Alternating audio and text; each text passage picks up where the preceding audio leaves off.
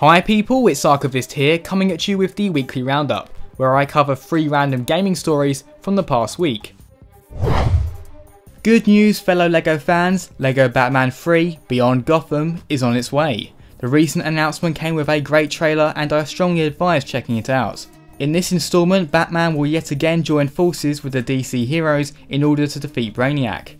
Apparently the game will feature more than 150 unique characters, some of which will be big figs.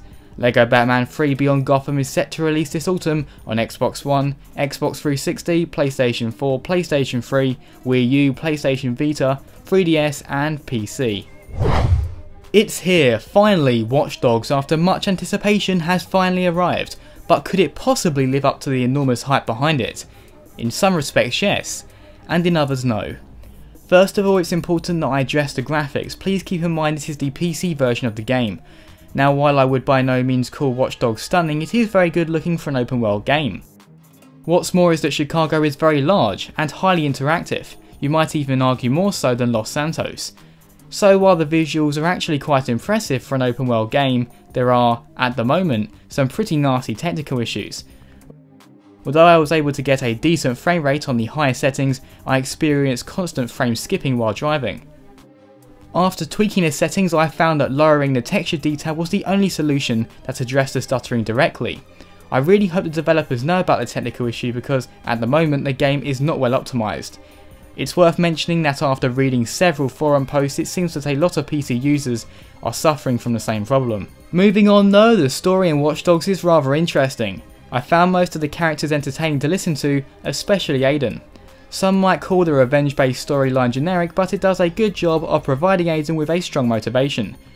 When it comes to gameplay though, I have something of a love-hate relationship. The shooting mechanics are excellent, they feel precise, and the focus mode makes for some very satisfying moments. What's more is that the cover system works flawlessly for the most part. In general, the gunplay is very fun. What's more is that I really enjoyed the hacking mechanic.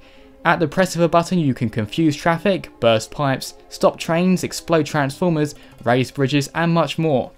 This level of control makes you feel very powerful but at the same time not overpowered.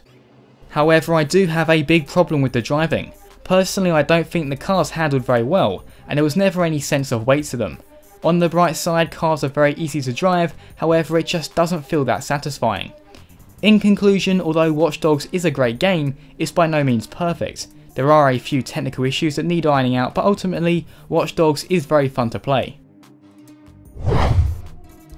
EA have announced the latest entry into the Battlefield franchise, and it will be known as Hardline. Details on Hardline are very few and far between, however EA have said that the full reveal will take place on June 9th at E3. Hardline will apparently rework the series to focus on cops and robbers style shootouts across busy city maps. If you ask me, this sounds like a breath of fresh air, at least within the context of the Battlefield series.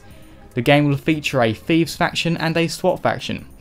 Leaked details have revealed 4 classes known as the Enforcer, the Mastermind, the Technician and the Professional. This was the weekly roundup. If you have anything to say on the topics covered, be sure to voice your opinion in the comments below. As always people, thanks very much for watching and see you next time.